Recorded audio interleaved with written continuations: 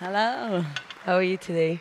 Good, good. After the great party yesterday. Yeah, absolutely. So today we're here to talk a little bit more about the collaboration between corporates and startups. I think there's a lot of us here who would love to be working with as many corporates as possible, but as we know, it's not always a straightforward process. I'm the founder of Planning, a software as a service platform for decarbonization and policy alignment. And we've had the honor to work with BMW for the last 3 years. We work with a lot of different entities within the company. And through the process, we've learned a lot. And we've not always been, I would say, straightforward partner. I think it's been the case on both sides. And that's because an entity like a startup is significantly different than one such as a corporate. So, Alex, can you tell us a little bit more what BMW Garage is? Yes, so the BMW Startup Garage is the venture client unit of the BMW Group. That means that we become the client of a startup when the product is not market ready yet. We have a lean process for the purchasing of startup technologies. And at the end of the day, we are like a matchmaker between BMW business units with specific challenges and startups that provide solutions. So the core of our program is actually the pilot project, and that's actually how our collaboration started.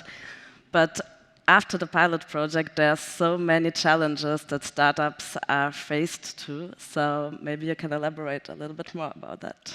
Absolutely, yeah. I think there's a lot of exciting elements to work with a corporate. You would think immediately about having the logo, having the possibility to learn from scale-up opportunities that go across markets. But there's a few criteria that at least we saw a startup doesn't immediately fulfill. That's the legal side. That's also the data protection side. There's also quite a lot of challenges related to just general principles of how the business should be working that might not even exist within the company. We're a German entity, which made our life easier because we have obviously a lot of people that come from Germany. We have also a lot of alignment to the German authorities at the get-go. But I think it was not, especially on data protection side, straightforward from the beginning. Can you share on your side, what do you see to be challenging? Is it the magnitude of thinking? Is it the processes? Is it just the maturity of the technology? Where have you seen the biggest issues? I mean, in fact, you combine two completely different worlds, and I think that it's really important to align the expectations and to stay realistic on both sides. So it really impressed BMW was how flexible you were. You were willing to collaborate, to innovate, you were flexible, and that are things that really convince a potential corporate customer. And on the other hand, you have also to build up trust, to stay realistic regarding timelines. Requirements, as you mentioned, are sometimes tough, especially in the automotive business, and especially if you have a product innovation, it can take years to get all the certifications and so on. So I think it's really one of the biggest challenges is actually, yeah, two different worlds and completely different expectations. Quite often we've been asked how did we end up working with so many corporates, and in particular, how do we expand so much over the last 3 years, our relationship with BMW. And I think it's important here to mention how did it all kick off. So for those of you that are not familiar, BMW has a foundation, and this foundation also has an accelerator called Respond. Respond allows for businesses that have sustainable ideas to expand their impact and have access to the whole BMW universe. It's a 3-month process, no equity involved, and it, at the end of the day, allows you to really clearly see what are the biggest issues that you might have while you are developing an idea that maybe sounds fantastic but does not apply to the needs of a corporate. Through that engagement, we ended up also starting to work with the foundation, and then from that with Alphabet, which is the fleet management company of BMW, and with a few other entities that I cannot name yet. I hope we can name them soon. Yes, absolutely. But it's there just to confirm that we're continuing to expand our engagement. To make it more concrete for the startups in the room, it would be fantastic if you can share how do you usually find startups? Is it conferences like this? Do you go to particular related to a special industry engagements, or is it actually that they need to find you on the internet and then tell you their story?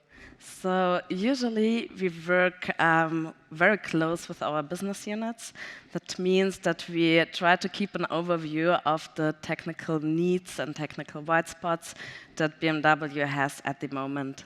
And then we go out and we actually do a lot of scouting, but we also go on conferences and just bump into startups that have solutions for challenges we even never thought about. And that's why conferences are so important, and all the networking and the meetings.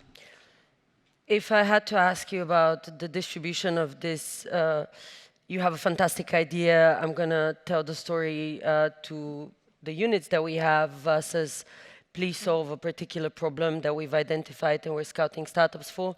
What would be the percentage? How usually do you focus on actual problems versus pushing ideas that sound fantastic? Well, to be honest, pushing ideas is the much harder way, because you have to find the right person inside a company, and then sometimes even to convince that person. So let's say that 70% are rather concrete problems where we look for startups, and 30% are startups that we push into the company. And if you are a startup in this room and you're looking to find ways to work with BMW, how should they be searching for these problems? Of course, you don't list them on your website. Not really. Is there particular elements related to your industry or particular topics such as sustainability that you find particularly interesting? I mean, sustainability is one of the biggest topics for the upcoming years.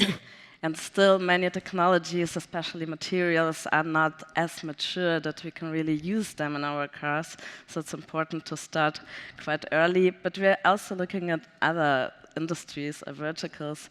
So I would say that there is no technology that is not relevant for us, basically, because as long as you solve a real problem that BMW has and contribute to a better product offering for our customers or to the improvement of our processes, just feel free to reach out and to come up. Lubomila, one question from my side. What's your advice to startups that start working with corporates? We now have more than 100 corporates that we work with, and the main learning has been, first of all, understand the culture of the company.